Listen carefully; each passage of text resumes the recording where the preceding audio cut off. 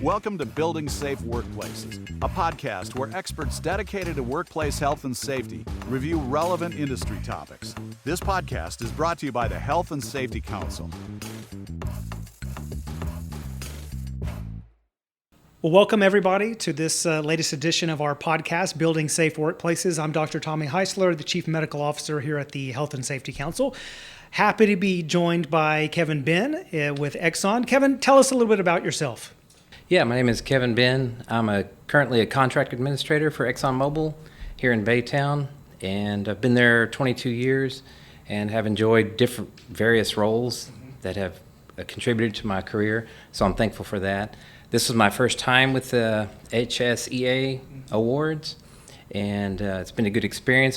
They assigned me as a team leader, and I've learned a lot through the experience. Excellent. Tell us a fun fact about yourself, Kevin.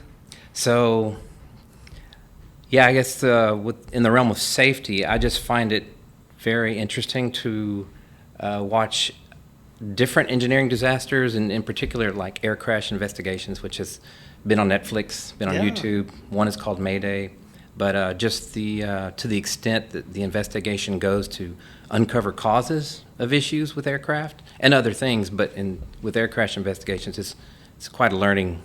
It's very interesting. Yeah, very cool. Very cool. Well, today our topic for this podcast is talking about the best practices in safety as it relates to our awards process, right? And you said this is your first year to participate, which is amazing. It's great. That's what we want to convey to our audience is to try to grab those people that have never participated and don't know what this process is about, and maybe have heard about it, right? I heard there's this banquet. I know there's awards process, but I don't know what to do. I don't know what my safety record is supposed to look like. I don't know how to get involved. So we're so glad you're here with us and kind of can shed some light on the best practices and a little bit about the process of this awards process from the eyes of somebody who's brand new. Right? Well, I'd be happy to do so. Right, and didn't even know what to expect before taking the leap to be a participant in this process. So first of all, we thank you for agreeing to participate as a team leader in the safety awards process. So we're going to try to focus the talk today on the best practices, right? So what makes the winning companies best of the best, right? What did they show your team of auditors that set them apart from maybe some of the other companies? And of course, we're not going to get into specifics, and those types of things. But overall, what did you take out of this process on your first time to say, whoa, this really rose above the rose at the top, rose above all the other companies in regards to best practices. So what are some of the things you saw that you really liked? In general, I noticed that the companies that we audited, they know their work so well, along with the personnel that they employ, the tasks that they do. They know them well enough to where the hazards that they're exposed to, they are innovative. They come up with great ideas on how can we do this, because some of these folks are the guys doing the work. They're actually touching the equipment or the tools, or they're in the hole or on the platform. They know the work so well. They know what works best for keeping people safe, whether it's we work at elevated heights or exposure to vapors or whatever it may be because of the different companies and what their business is. But they know the best. So just their innovation, their approach to the problems that they have, they come up with some great ideas on this is a better way to do this. Mm-hmm. And we talked about in our previous podcast, you always have to be improving, right? I mean, you can't just be stagnant with your processes, and because things change, right? Who would have known that 3 years ago we would have had this invisible hazard called COVID, right? And you had to totally change up your entire process to figure out how to mitigate that hazard, right? And we're still trying to figure it out, right? We're still we put barriers up, we washed hands, we socially distanced, and some of that worked, some of it we found out didn't work. So to your point, I think it sounds like part of a best practice is being innovative, like you said, learning, adapting. We know how to deal with this issue, right? But now how do we go to that next step and make it innovative, where it's something new that we've never thought of before, to be a part of that best practice? So were there any, and I hate to say, be specific without being specific, but were there any, general things that people came up with that you saw, hey man, I've never seen this before, this is pretty cool? Yeah, there was. There was a few, but one in particular I remember surprised me. Is one I'd never heard of, which at ExxonMobil, there's so many that were exposed to different safety environments and tasks and things to remember, things that trigger your memory. One that I saw, is in general is called 20-20-20, and there was a sign up there, and basically it was just saying every 20 minutes, take 20 seconds to look 20 feet around you for changing conditions. Mm-hmm. And I thought, that's easy to remember.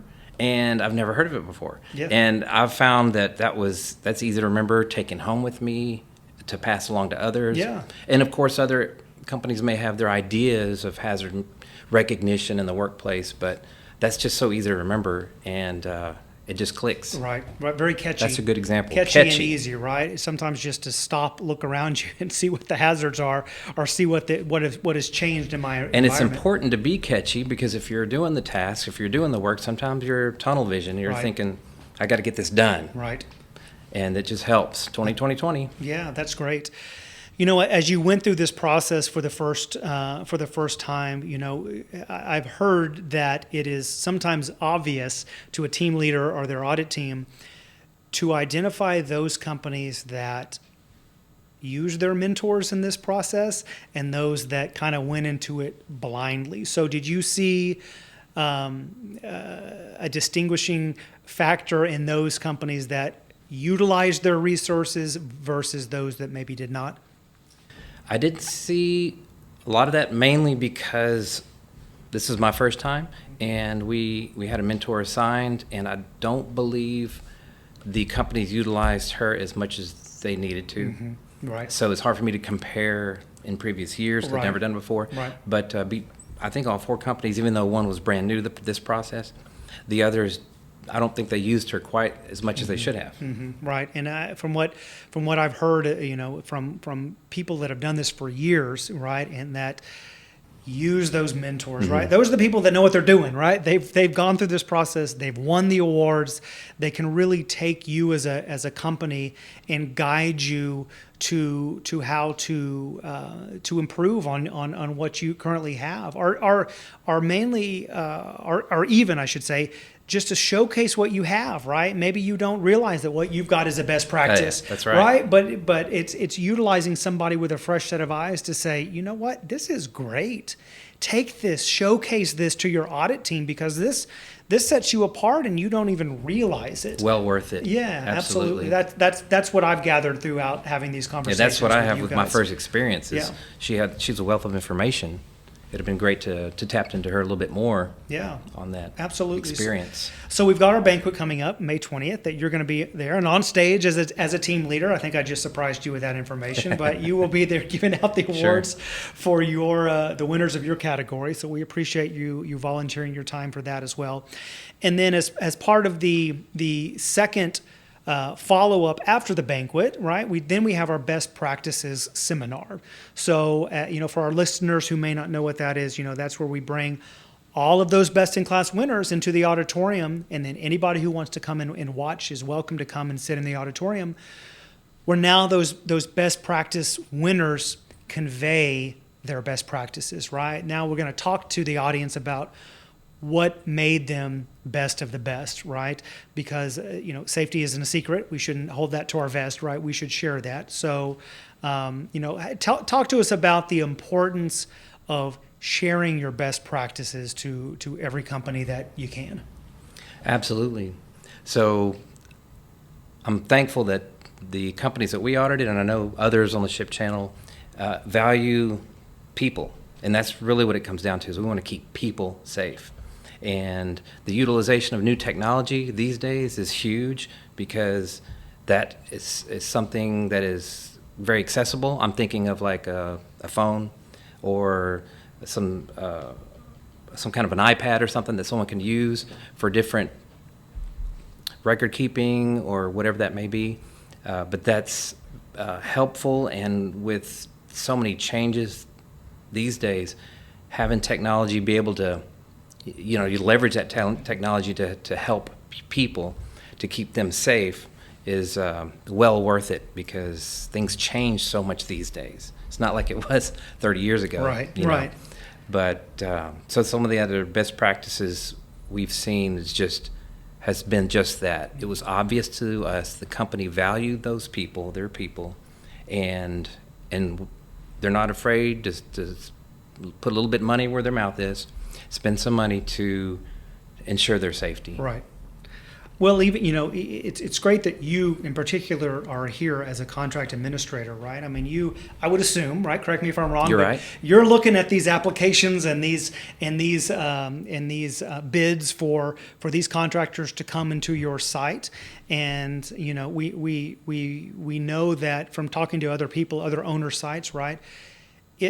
You're able to take the best of the best, winners from this awards process, and look to potentially having them come and work in your sites, right? Sure. I mean, sure. who wouldn't want the best of the best and the safest company out there to work inside your gates, right? Yes, and those best practices can also be shared. I know we talked about that Yeah. before too, and we've talked about that, but just that they can be shared across the industry, and that's so helpful for even new companies coming in, or even old ones that have been out there for a while. But just Right. to share some of the things that some companies have found to be very effective and make it available to others. Right. And people joke all the time, and kind of, half serious, half not serious, right? About this is the place to steal people's best practices, right? This is not a secret, right? This is why we go through this process. Then we announce a winner. Then we go through a best practices seminar where those winners can then talk and share why they won. So I keep hearing from the owner side, to your point, share, right? Right, It makes right. us all safe. We're all in this together. Nothing's proprietary. Share your best practices. Share what is saving lives in your company. Right. Well, you talked about the value of participation, and this year, for the first time, we actually had student auditors or student evaluators with every team. So talk to us about that. Yeah, that was a good experience. Again, he was the first. He was new. I didn't know him from before, but we had a student from U of H, and he came. He was mainly kept track of a lot of our final scores that we did. He commented on each of the boxes, each of the elements that the auditors audited, and made notes. And he helped me with organizing and getting those papers together. But it was very helpful to him. He has the education. In fact, he was well educated, just didn't have any field experience. So he took advantage of this opportunity to be exposed to, of course, the companies and their work and a lot of their safety procedures and what we looked at, but also the other auditors as well. It was good for him to get exposed to them, just to see what the industry is more like in the field. So that was a great experience for him, and we were glad that he was able to contribute. Yeah, that's amazing. I got to see the list of all of those students and what colleges they are attending. And there was University of Houston, San Jacinto College, College of the Mainland. So I know that HBR really did a great effort in reaching out to those local universities and colleges and pulling some students that either are going down the road of this profession, safety and health, or maybe thinking about it, right? And for those, those students listening on our podcast, feel free to pick up the phone and call us. Absolutely. And participate. We would love to have you as part of our Safety Excellence Awards process. Come out, you'll get to see these sites, that you get to, you drive down the freeway and you see all these smokestacks, right? Well, come be a part of that. Let us show you what that looks like. Meet the people who operate those smokestacks and keep everybody inside of those gates safe. So we highly encourage students to volunteer their time and be a part of this process, because as you can tell from Kevin, it was worth everybody's while to have these students out there part of the team. Yep, with various education levels too. The one we had his master's in industrial hygiene, but it doesn't matter. Any of the students would be welcome, and I know would be a contributor. Wonderful. Like what you hear so far? Make sure you never miss a show by clicking the subscribe button now. This podcast is made possible by listeners like you and our generous sponsors. Thank you for your support. Now, back to the show. Welcome back to our podcast, Building Safe Workplaces. We're here with Kevin Benn today with ExxonMobil. Kevin is a team leader for our awards process this year. What category were you a team leader in? I had the hard crafts, small category. Okay, very nice, very nice. Well, we were very excited to have you. You know, I know we've in the past had some great representation from ExxonMobil. Sarah Mondier has been a vital part of our process for years. We miss seeing her around. Hopefully she'll be there at the banquet. She will be. Good, excellent. She always looks amazing, and we hope to see her. Diana Gonzalez has been a huge part for the past several years as well. So hopefully we'll get to see the whole team out there, but we are so glad that you are with us and that you volunteered your time to be a team leader. And on that point, just maybe talk a little bit about what it means to be a team leader. What did you have to do? I mean, this was your first time, right? You didn't know what to expect. So what was it all about? Yeah, I was a little bit nervous when we started, but HSEA provided very thorough training and enough training for me to feel comfortable. Good. Because I knew as a team lead, I'd have a team of auditors just to schedule and to organize, get in touch with the company that we'd be visiting, just to set up times, any needs that we had, any expectations that we could help with. But it was a great experience. I'm thankful for it. And the auditors, I could talk more about the auditors. We just had a good team. Yeah. It was the ones they chose for us. Yeah, well, let's talk about that. I mean, how was the experience of those auditors beneficial in the process? I assume some have been doing this for many, many years, right? So how was their experience beneficial? Yes, so we did have a couple that had experience, but we did have 2 or 3 that were fairly new. So the direction that I gave them early on was just as we started, it's okay that you haven't done this before. I'm new too, but consider that how you audit one company, you're just consistent. Right. We wanted to be consistent with each of the companies so that the measurement's the same. Right. And I think they felt comfortable, and we collaborated really well. I hope to have the same team actually next year, and I believe they feel the same way. Yeah, that speaks volumes. And their backgrounds and experience came into play as well. So if anybody out there is considering to be an auditor, that's awesome. It's a great learning experience, and you contribute a lot, as well as team lead. Yeah. It was a very good learning experience for me, and I'm thankful for it. And like with any team, it's good to have old blood and new blood, right? You don't want it to get stale, sure, right? You want to bring a new perspective in and have new eyes on a process. And so I assume it would be good to have that mix of, hey, this is the group that knows the ins and outs of this process. We've been doing it for 10, 15, 20 years. These are our new faces, and they're bringing in a new perspective. So when you put that mesh together, yeah, I'm sure it was a great team to work with. We did. We had a good team. I'm thankful awesome. for it. That is awesome.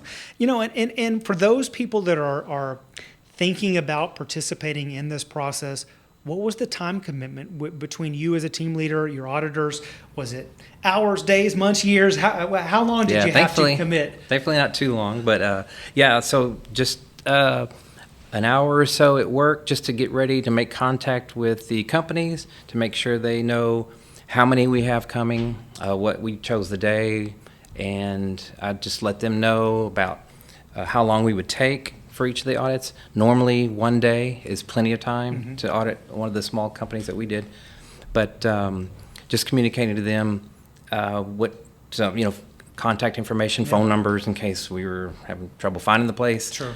They would tell us, come to the door, second door on the left, or take the elevator or whatever. But anyway, all those details are worked out. I pass that on to the auditors, and everyone shows up in that morning and ready to go. It was neat because I didn't know any of them when I started, and by the 4th audit, we were working well together. Yeah, it was a machine, I'm sure. Yeah, that's good. Speaking of companies, how many companies did you have to audit this year? So this year we had 4 companies, Okay. which I believe is about as much as you'd want to do in an audit season. All 4 made finalists through the initial screening process. Yep. So they did well. So we audited 4. So that was 4 days out of the month, and roughly 6 hours each of those days. We just scheduled them on succeeding weeks. So we had Gotcha. one audit a week. Okay. So That's great. Time commitment wasn't too much at all. Yeah. Well worth it. Well, I know Mr. Willie Wells, who's the executive director of HBR, really tried to come this year with some new ideas and innovative ideas. We tried to, from what I understand, HBR tried to really walk the line of around COVID and how do we bring this process back, because it is so needed in our industry, but also managing the COVID aspect of it, right? And I think there was some options to do things virtually and not meet as a team. To my knowledge, I think every audit team decided to meet in person, right? I mean, I think that was their decision, and they opted to meet together and have a face-to-face, which is great. It speaks volumes, and I think that's wonderful. I think this year also there was a virtual component between the site and the audit team. Can maybe you talk a little bit about what that looked like? There was, and that was amazing. We prefer to do in person. That's what I prefer to do with all of ours, and I was glad we were able to do that. But HASC did make it available that we could meet virtually if we had to, and had the technology and infrastructure in by Carrie and others to make sure that was possible. So if we did an interview and the person was, say, at the plant, and we didn't go to the plant, they could use their phone, FaceTime, or any other platform that we could use to do an interview where you could see them and talk to them. Right. We did them face-to-face, but it's nice in the area of COVID that HASC made that possible, that we could still do a good audit, be consistent with all the companies, and still observe precautions around COVID. Right. Well, it sounds to me like, I think all the audits are done at this point, which is Yes, great sir. news. So it sounds like it was a successful run and a process this year. I think it was. I was in some of those planning meetings, and it was kind of scary. At the planning level. Okay, how do we do this hybrid? How do we do this virtually? How do we go about doing an audit or a site inspection, a site audit? If the site won't let you in the doors, right? Right. So it sounds like, you, to your credit, you as a team leader, your auditors, and to all the team leaders and auditors of the different categories, you guys rocked it out this year, and really. I might add too that the documentation that was available to us for the audit was coordinated to where it was available in electronic folders that we could go look at. Now, some of the companies did have binders that we could look at, hard copies, but it wasn't necessary. They had a lot of it uploaded, so That's the auditors great. could just pull it up on their computer. That's amazing. So I guess we maybe kind of minimize those big, thick binders, which you probably never saw, right? I've only heard about them. Yeah, huge binders that everybody had to go through. Hey, and those may be coming back next year, right? We don't know. Sure. But at least for this year, it was a new process and new team players, which is amazing. Glad you got to participate. Well, I would highly recommend, if anyone has a chance, Yeah. to be a team lead or participate as an auditor, Yeah. just to get involved in the process, because it certainly does, where the rubber meets the road, keeps people safe in our industry. Absolutely. I think that is a great key phrase to really hone in on is participate, because what you do at the site level determines the safety of everyone around you. Right. So, with that, I think I'm going to close this out. Kevin, it was a pleasure having you here with us. We hope you come back. All right. We hope you come back next year and volunteer to be a team leader. I hope so. Yeah, absolutely. We will see you and everybody listening on May 20th at our awards banquet. We look forward to seeing everybody, and stay safe out there.